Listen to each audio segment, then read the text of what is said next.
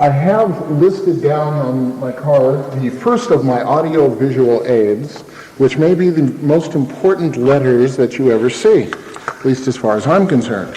TFYQA.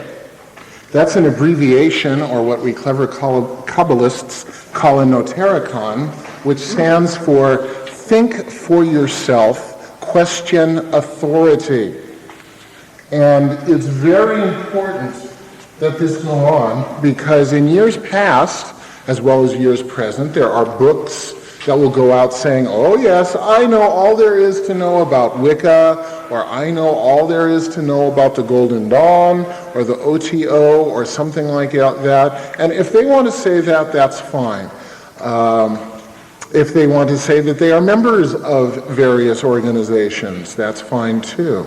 But even so, what I strongly urge is that everybody check it out for themselves.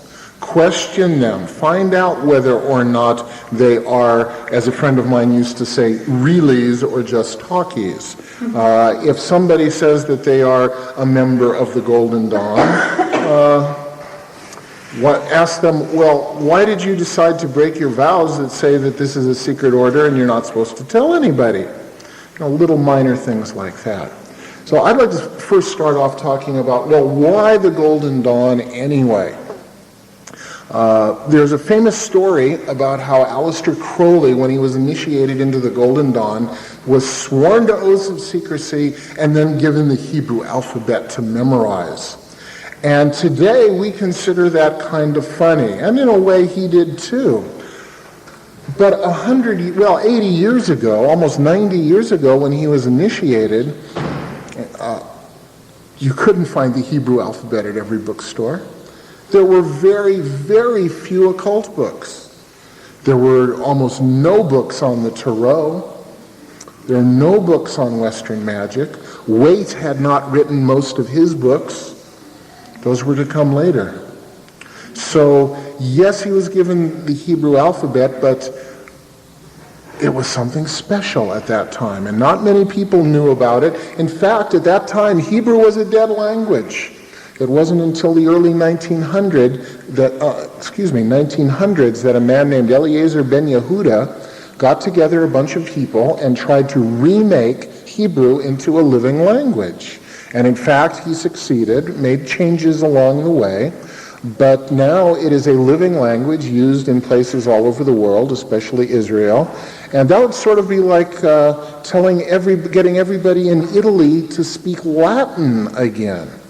Unfortunately, as I said, there were some changes in Hebrew. For instance, in the Old Testament, the word Av means father or daddy. It's sometimes believed it might have been pronounced Ab. However, in modern Hebrew, it's Abba, which is actually from the Aramaic, but it made communication easier, especially in the Mideast. I'm from the Midwest. I don't know why I said Midwest. So anyway, if you look through occultism over the past 100 years, you will find that virtually every book that has been written on occultism has either been by members of the Golden Dawn, or by people who knew members of the Golden Dawn, or by people who were heavily influenced, either knowingly or unknowingly, by the Golden Dawn. Certainly, Aleister Crowley was not only a member, but most of the things he wrote were based on things that he learned from the Golden Dawn. Certainly, he advanced on that. I'm not saying there aren't advances, but that's where it started. Wicca probably would not be where it is today if it had not been for the Golden Dawn, because I think most of us will acknowledge that in the modern Wiccan movement, Gerald Gardner is responsible for getting things going, and as the Farrars have said in some of their books, he borrowed stuff from Crowley, and of course Crowley goes back to the Golden Dawn. I've been, and you probably all have been, in many Wiccan rituals where people will say, yes, it's an ancient tradition, and then they do the lesser banishing ritual of the pentagram, which is a Golden Dawn ritual. And this is not a criticism in the sense of saying that's bad, but it's saying that the Golden Dawn has heavily influenced even Wiccan traditions. Now, that is less true today as more and more Wiccans are finding other cultures and tapping into things that sort of bypassed the Golden Dawn. But for a very long period, it played a very vital and important part of Western occultism. And before I go on, I'd like to say something. I think that the only type of question that's asked the only type of question that is stupid is one that's unasked. So if during what I say you have any questions, or if something I say doesn't make sense, please ask, because sure as shooting there's going to be somebody else who has the same question and is just a little too shy to speak up. So please feel free to speak up at any time. So, to give you an idea of the impact of the Golden Dawn, this is especially true in drama and in writing. As an example, a book that is quoted by many Christian fundamentalists is the Screwtape Letters. That's by an author named C.S. Lewis, who was a member of the Golden Dawn. The poetry of William Butler Yeats. He was the head of the Golden Dawn for a time period. Other people, the horror writer Ambrose Bierce, he was a member of the Golden Dawn. Bram Stoker of Dracula fame was a member of the Golden Dawn. And the record of this just goes on and on.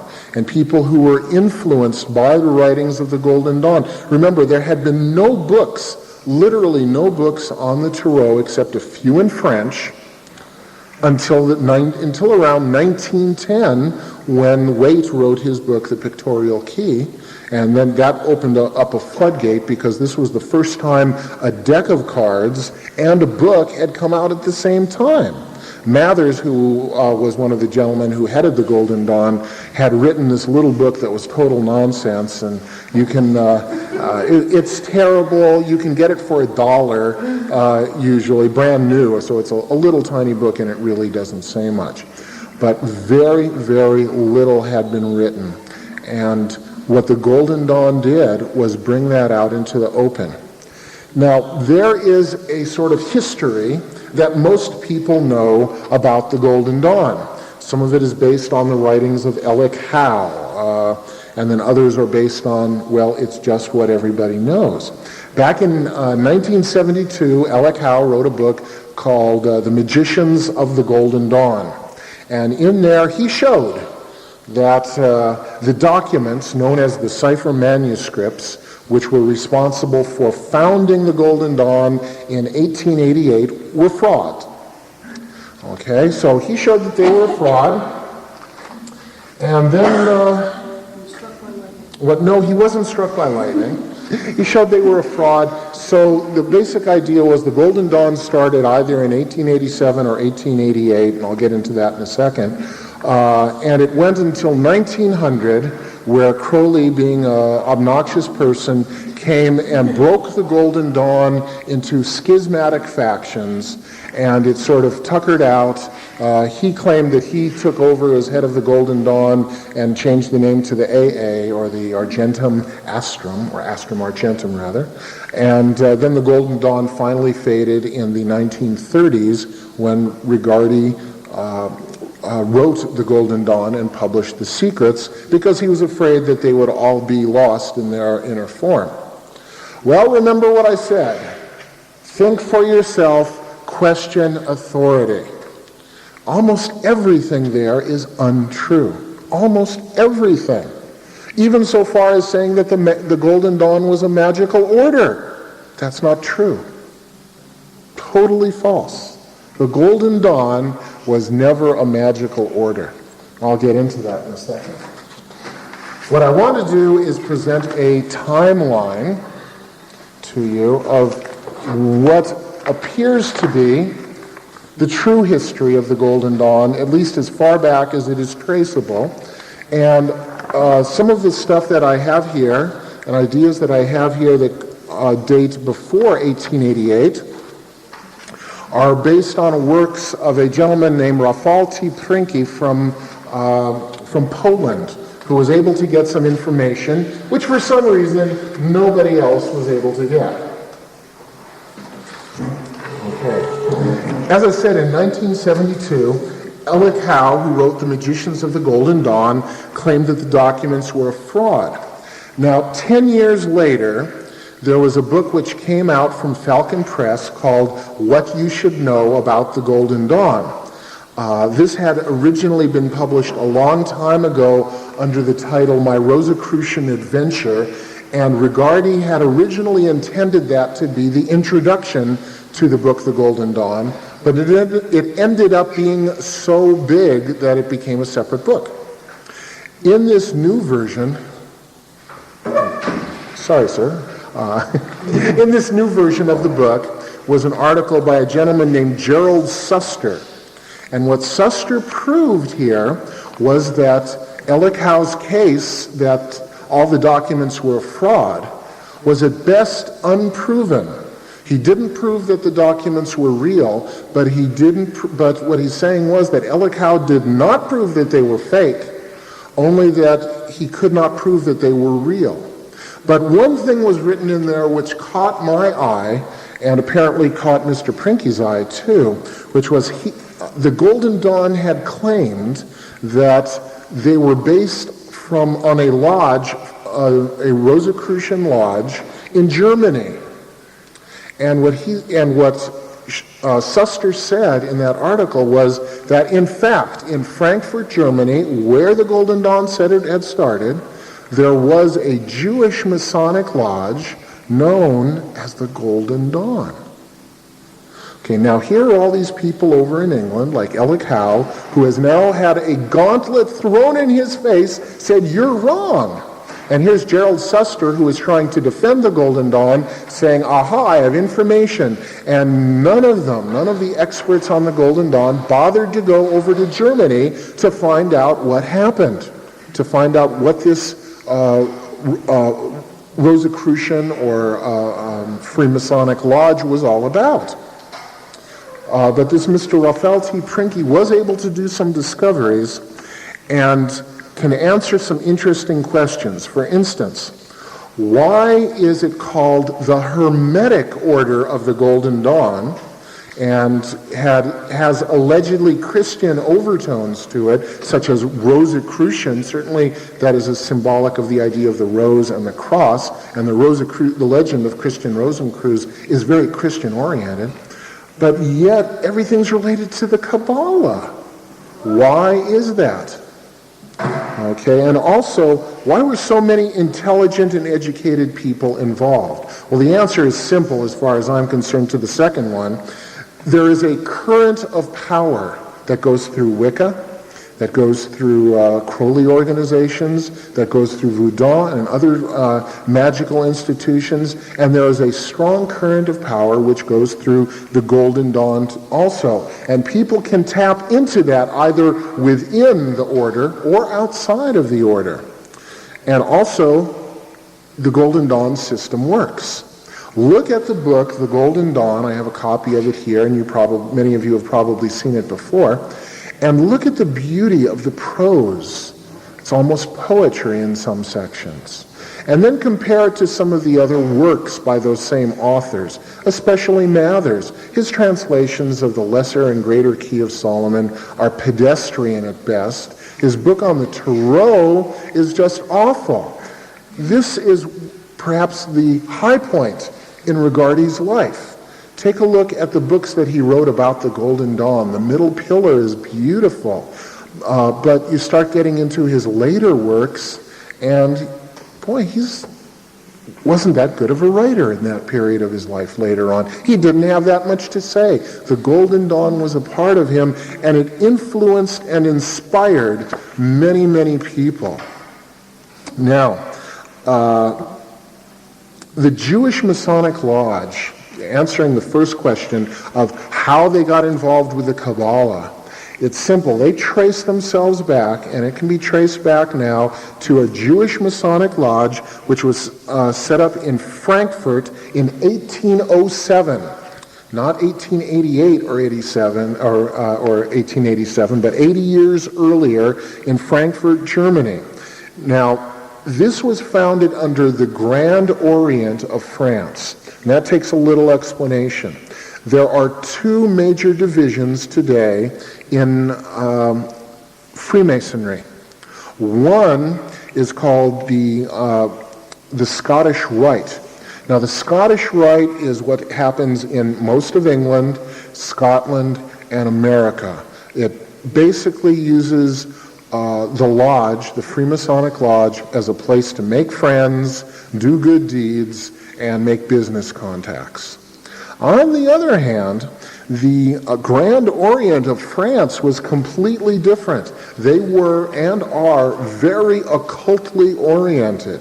The Illuminati of Bavaria, who we'll get into in a few seconds later also, were certainly associated with the Grand Lodge. So what? The Illuminati are also closely associated with the French Revolution and the American Revolution.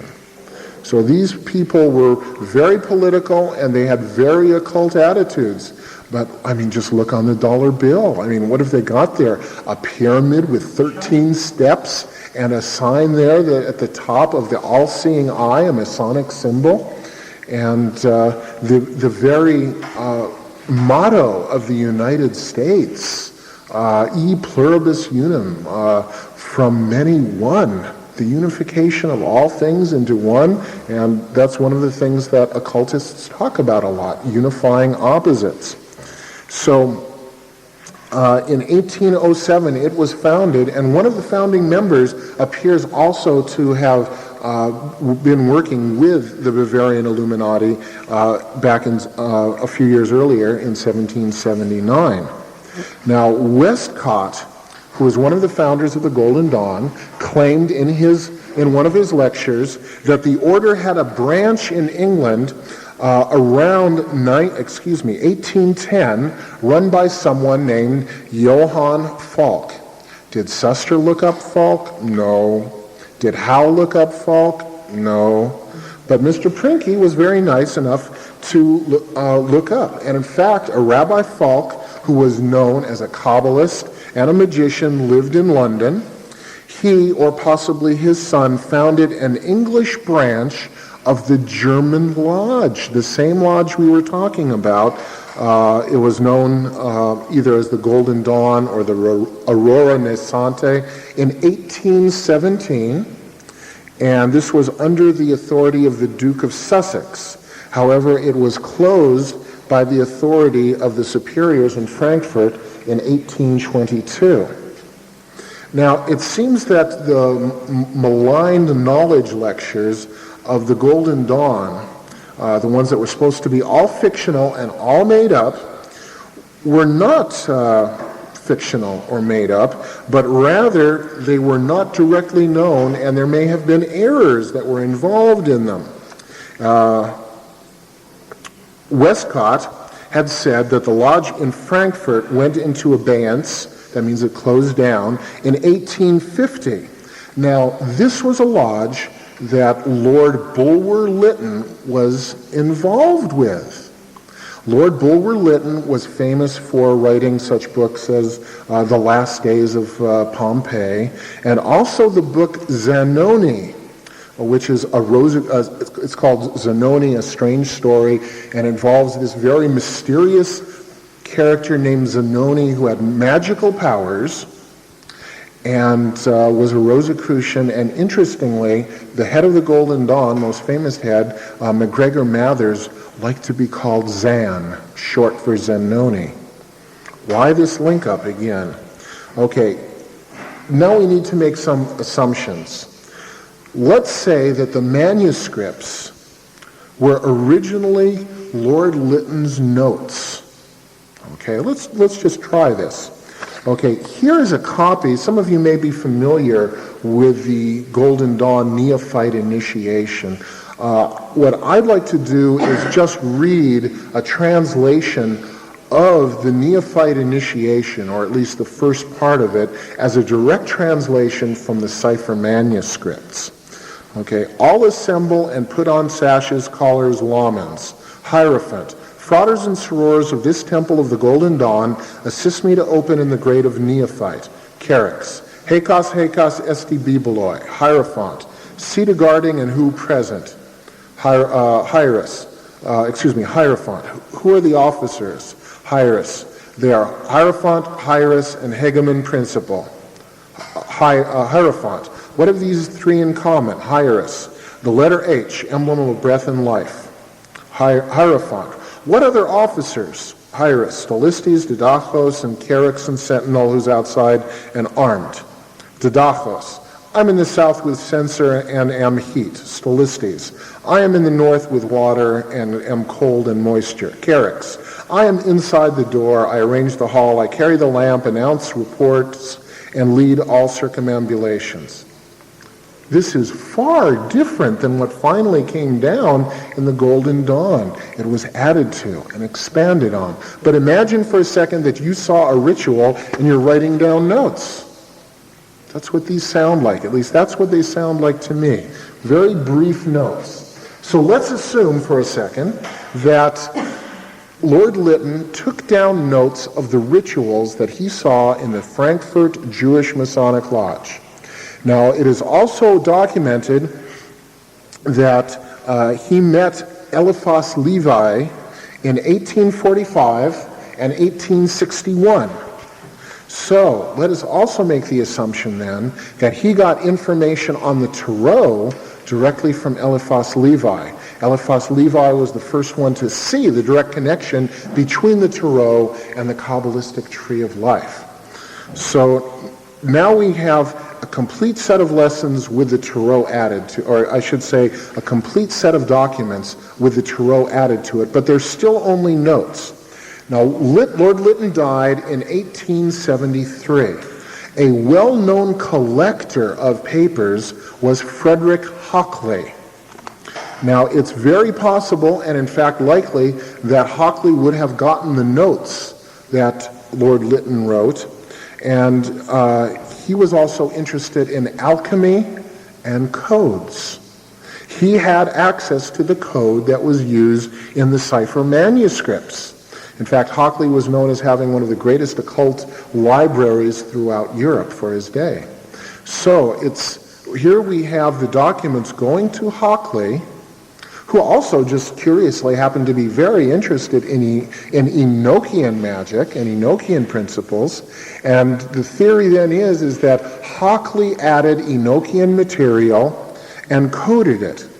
Now, when Hockley died, one of the people who got some of his documents, and this is documented again, was Woodford, who became one of the three founding chiefs of the Golden Dawn. He gave the documents, the coded documents, to Westcott, and Westcott gave them to Mathers, and Mathers translated them. So here we have then a direct secession from the Jewish Masonic Lodge, kind of involved, and there's a kind of a little sneakiness there, but that still doesn't explain one aspect of what was going on. This is, for those of you who are familiar, there was a soror SDA who was mentioned in the documents. And several people, not Waite, but the Felkins, who were later heads of the Golden Dawn, or one branch of the Golden Dawn, and even it's believed Rudolf Steiner looked for soror SDA, who was also known as soror Sprengel, Anna Sprengel. Now, where did they get the name? Well, it so happens that there is a word in German which is used in Masonic lodges. The word is Sprengelrecht.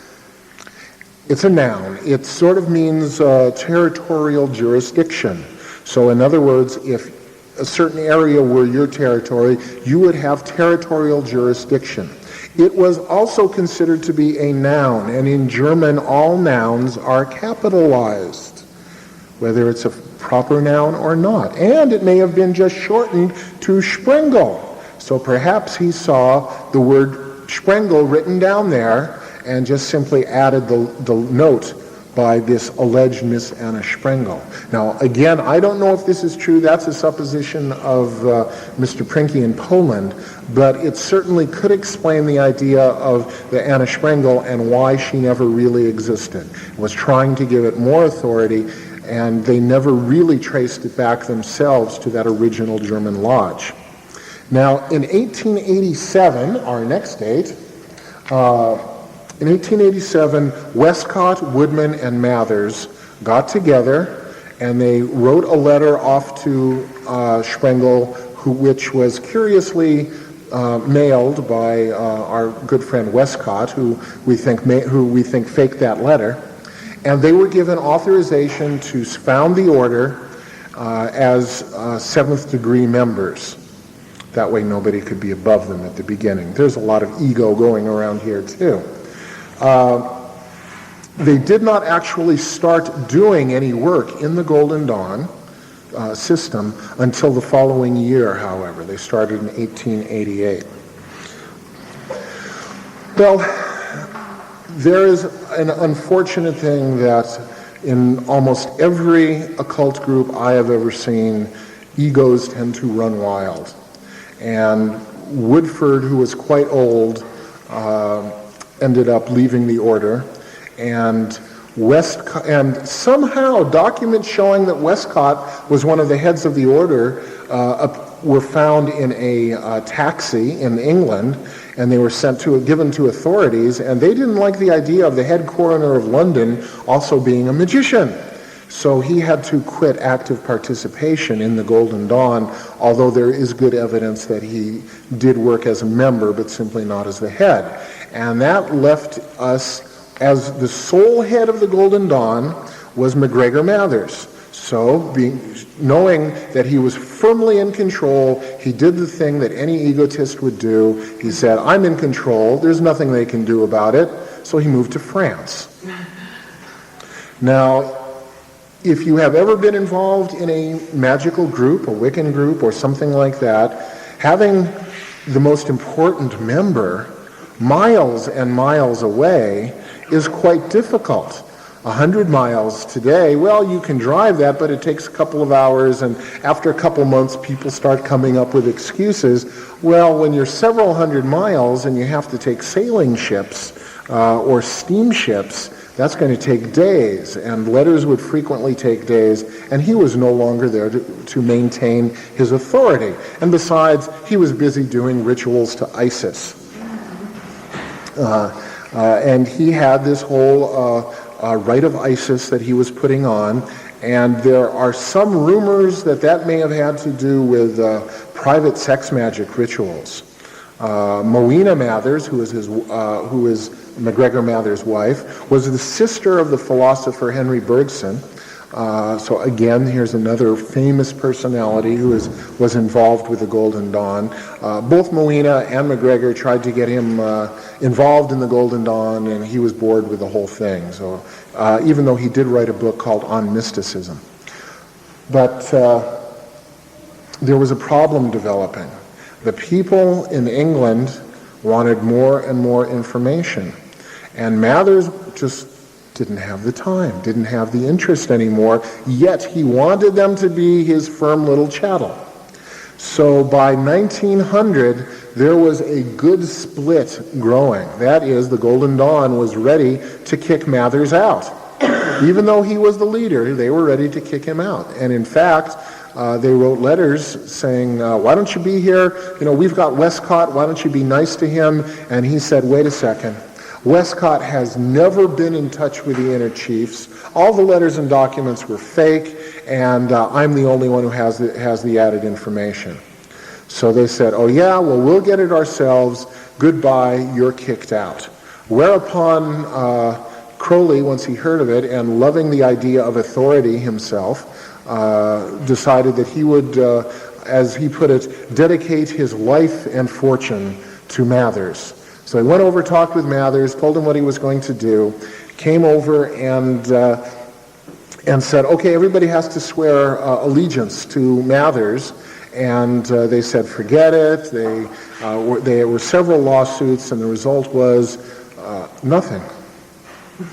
Except that people in England discovered that they didn't like Aleister Crowley. So everywhere they went, they were saying, oh, don't work with Crowley. He's a black magician.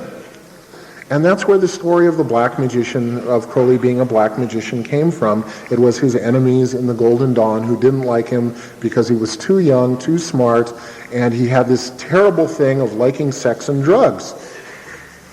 Liking sex with anybody and drugs. With anybody and any kind, which basically means that they would consider most of Hollywood and most of the people here black magicians. But they started criticizing him, and eventually that went to the newspapers, which is where they started calling him a black magician. But the denunciations of Crowley began with the Golden Dawn, and that's not well known. That's something that I found out from Israel Regardie. That is usually the date marked as the Great Schism in the Golden Dawn. But it's not true. It had been building for at least 3 years. It had been getting worse and worse. What happened came after this. The new leader of the Golden Dawn was William Butler Yeats. He wanted it to stay the type of organization it was, and was shocked to find out that in some temples they were forming little cliques, little groups of people who, are you ready? They would go astral traveling, channel various entities, and do magical rituals based on the information of these entities. Whoa, déjà vu. Could that be happening again today? He had a big vote within the Golden Dawn to see whether or not that should be allowed. He wanted people in the Golden Dawn to do Golden Dawn work. If they wanted to work outside of the Golden Dawn and do stuff, that was fine. But within the Golden Dawn, he wanted to keep that isolated, just doing the work that they had been traditionally doing. Unfortunately, he didn't realize that this was more than just a philosophical debate. It was a political debate. Some other people wanted control. He lost the election, and that started the beginning of the change in the Golden Dawn, because around this time, a little gentleman, or I should say a tall gentleman, named A.E. Waite decided to become involved. Now, the way the Golden Dawn worked was, you'd get initiated in, you'd be given lessons to learn, you'd be tested on that. If you passed the test, you'd get your next initiation. Okay, it would keep going up and up like that. And then also you'd be doing lots of rituals. And by the time you get into the inner order, not the Golden Dawn, but the Rose Rubiae et Aureae Crucis, which is like the second or inner order of the organization, then you would be doing ritual magic. And Waite said, oh no, nobody wants to do that. And I don't like those nasty tests either, because I can't write a question that's 4 pages long and uses 2.5 pages of Latin. So he said he would start. He wanted the order to be that, after you were in for a certain period of time, then you get your initiation into the next degree, and that was it. You just have initiations, and you get together and talk. And that was it. It was changing the entire format of the order. Here is where the split came. Not because of Crowley, but because of Waite. And when Waite was outvoted in this, he left and took a bunch of his people with him. And he formed a group which they called, as I believe it was the Reformed, or the New Order of the Golden Dawn, or something to that effect. Similarly, at the same time, there had been some lawsuits against them for some very stupid stuff that had happened. There was a couple of frauds in America who had been chased out of America for doing fake spiritualist stuff. Well, somehow they got a hold of some Golden Dawn rituals, went over to Paris and saw Mathers, and Mathers was convinced that they were secret chiefs. So they went over to England with more knowledge, and they started initiating young girls, like 15 and 16, into the real secrets of magic. They immediately got sued and arrested for pandering, prostitution, and little minor things like that, child abuse. and the Golden Dawn's name was dragged in the mud. And so the Golden Dawn that had been under Mathers originally and did not go with Waite changed its name to the Alpha and Omega. This later had various other splits, such as the Stella Matutina, which is the order that Rigardi eventually chose. But let's wander on here. Okay, yeah, on July 24th, 1903, that was when Waite and his people left, and it was the real split.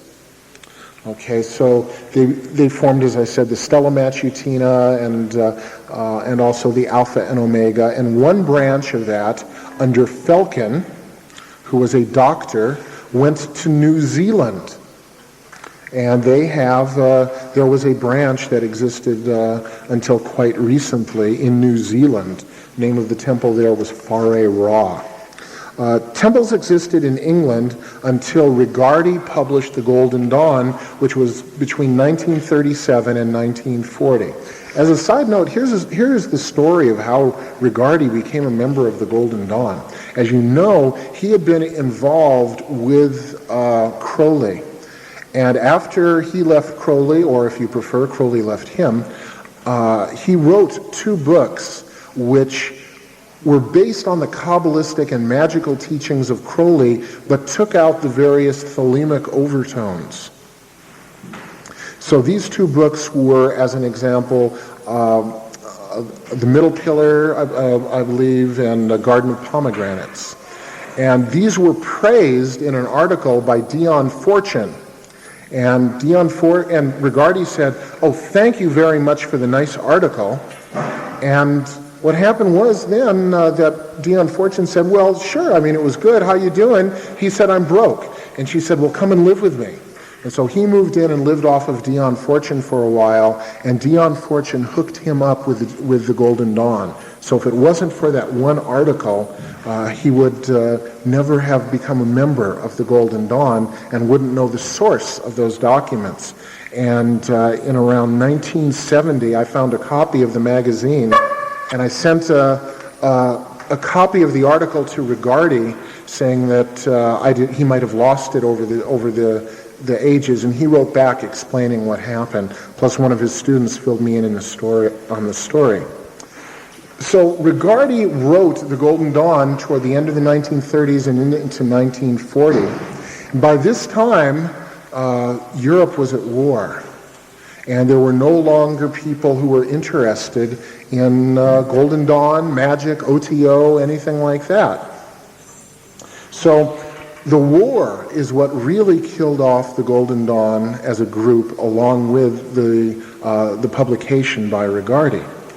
But in the early 60s, or by the early 60s, most of the occult books had really languished. They were sitting on shelves. You could buy first edition of Crowley books for next to nothing. I know one person who in the 60s bought a complete first edition of the Equinox for $30. Today that would go for $1,500 to $2,000 at least. The Golden Dawn by the 60s was still for sale in its original printing as a new book. Well, Karl Weschke, and this isn't to push Llewellyn Publications, but Karl Weschke really played an important part in what happened, because in the late 60s and early 70s he bought Llewellyn, which had been strictly an astrological publishing house, and he was the first person to bring out new Wiccan books, the first person to bring out new astrology books, the first person to bring out books on to republish the Golden Dawn, the first person to republish books on Crowley. So really the interest in Crowley, I mean, when Crowley was alive, okay, he had a little ego problem, and the fact of the matter is that there are many more times the number of people who are following thelemic principles and who are a member of the OTO than were ever there when he was alive. I mean, it's that simple. When he headed the OTO, the first thing that happened was there was a split by the people who didn't like Crowley. So he is more popular today, and a lot of the popularity is due to Karl Weschke and his publishing the books that various other people told him nobody was interested in. Well, also this was the right time, because this was the late 60s was the period of the hippies. And here were people who were looking for alternate methods, and they had seen the Eastern systems, and here was something saying, hey, you can get those same mystical experiences in Western things. And so that's when the interest began again, and it has carried on, continued, it has grown, probably ebbed out in the early 80s, but has grown even more in the late 80s. Today, there are many, many groups that are copying the Golden Dawn. I saw this one set of manuals from an organization, and this isn't to say anything bad about the organization because I don't know them, but they call themselves Amos, the Ancient Mystical Order of Seekers. And basically, they have these little pamphlets which had about 90% of the Golden Dawn initiation rituals with a little bit of Crowley thrown in, and then the knowledge lectures taken out of the Golden Dawn along with some stuff from Magic and Theory and Practice thrown in. So here was an order with no relationship to the Golden Dawn who had virtually taken it completely.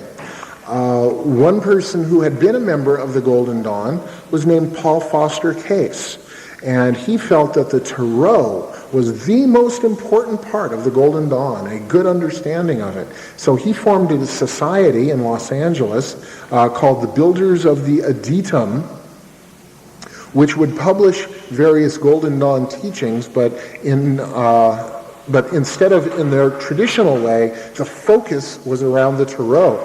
And their stuff is exceedingly good if you haven't seen it. It's very, very good papers. It's not so expensive that no one can afford it.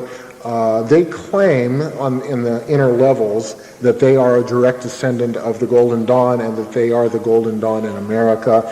Recently, there was a lady who took over the order, although she passed away a few years ago, and much of the teachings were changed and sort of Christianized into her vision. Her name was Ann Davies, I believe. There are other orders that claim to be direct descendants.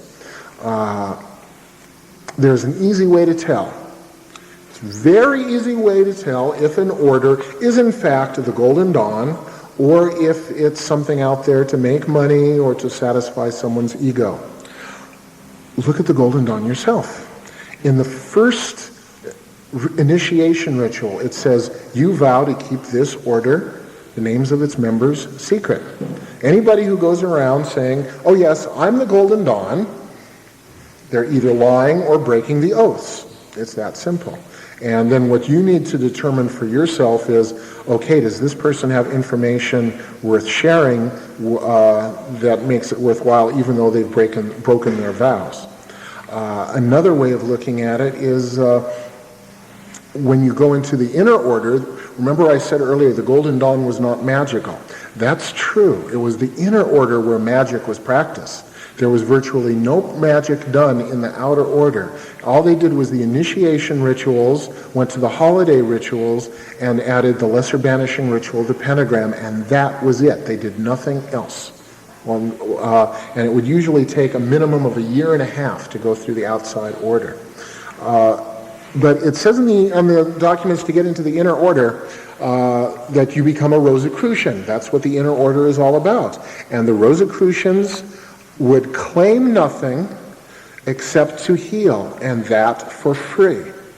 So if someone is charging you $500 to get initiated or $1,000 to go through their course, whoever it's from or whoever it may be, well, find out why they're breaking their oaths once again. And there is a very good way to do it. This has to do with what the Golden Dawn was all about.